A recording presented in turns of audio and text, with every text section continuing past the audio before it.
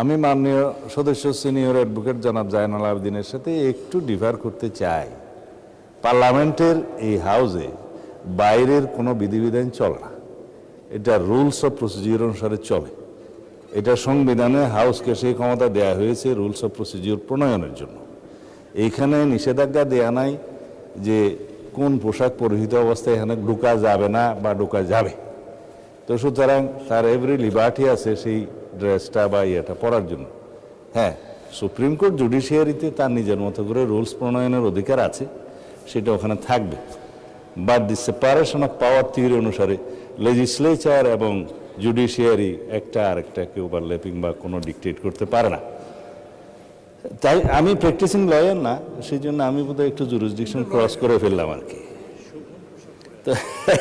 শোভন পোশাক পরাটা ভালো, এটা অতীব শোভন পোশাক। ব্যারিস্টার রুমিন ফারহানা মুগ্ধ হয়ে আমার বক্তব্য শুনেন, আমি খুব কৃতার্থ হলাম। আমি আরো কৃতার্থ হতাম, একটু পরে বলতেছি। গত পরশু দেশের আইন শৃঙ্খলা পরিস্থিতি যেভাবে উন্নত হয়েছে সেটা ডাটা সহ, ক্রাইম রিপোর্ট সহ, খাতোয়ারি বর্ণনা এখানে দিয়েছিলাম। সম্ভবত আমার ওই মুগ্ধকর বক্তব্যটা আপনি সেদিন হয়তো শুনতে পারেন না, হতে পারে। তার মধ্যে ঐতিহাসিকভাবে বিগত 10-15 বছর, স্পেশালি 2025-এর রেফারেন্স সহ আমি ডাটাগুলো উল্লেখ করেছিলাম। ইন শর্ট দ্যাট খুনের চিত্র এই, ধর্ষণের চিত্র এই, নারী ও শিশু নির্যাতনের চিত্র এই, ডাকাতির এই সংখ্যা হিসাবে দিয়েছিলাম মাসওয়ারি। তাতে করে ঐতিহাসিকভাবে এই বর্তমান সরকারের দায়িত্বে আসার পর থেকে এই পর্যন্ত সমস্ত ডাটায় আমরা ঐতিহাসিকভাবে এগিয়ে আছি, মানে উন্নত আছে। সেই ডাটাটা আমি বলেছিলাম, আমি যেটা অন রেকর্ড এখানে বলেছি, সেই ডাটাটা ডিপার্টমেন্ট থেকে একটা ক্ষেত্রে বলেছি আমরা একটু পিছিয়ে আছি। সেটা হলো এই যে দর্শনের কেস রেকর্ডের ক্ষেত্রে আমরা একটু বেশি দর্শনের চিত্রটা পেয়েছি। তার একটা কারণ আছে, আগে ধর্ষিতারা রেকর্ড করতে যেত না থানায়, বা পারতো না, সামাজিক বা রাজনৈতিক বিভিন্ন হস্তক্ষেপের কারণে।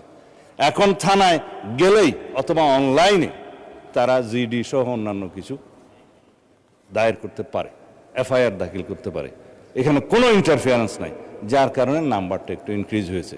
তবে সুখের কথা হলো, ধর্ষণ যেখানেই হোক, শিশু হোক, নারী হোক, যে অবস্থাতে হোক, আমরা তাৎক্ষণিকভাবে সেটা পুলিশ ডিপার্টমেন্ট অ্যারেস্ট সহ চার্জশিট প্রদানের জন্য এবং মামলায় সহযোগিতা করার জন্য সাক্ষী উপস্থাপন সহ ট্রায়ালের সমস্ত ক্ষেত্রে একটা বৈপ্লবিক পরিবর্তন দেখতে পেয়েছি।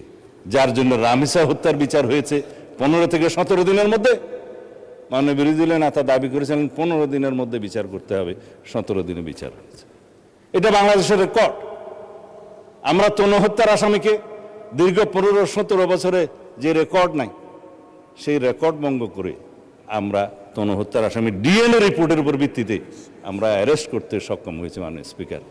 বাকিগুলো আইন শৃঙ্খলা পরিস্থিতি উন্নয়নের ক্ষেত্রে বলতে চাই, চট্টগ্রামের বাকুলিয়া একটা শিশু ধর্ষণের প্রচেষ্টা হয়েছিল, সেটা তাৎক্ষণিকভাবে অ্যারেস্ট হয়েছে এবং সেটাও মামলা চার্জশিট দাখিল করা হয়েছে সম্ভব।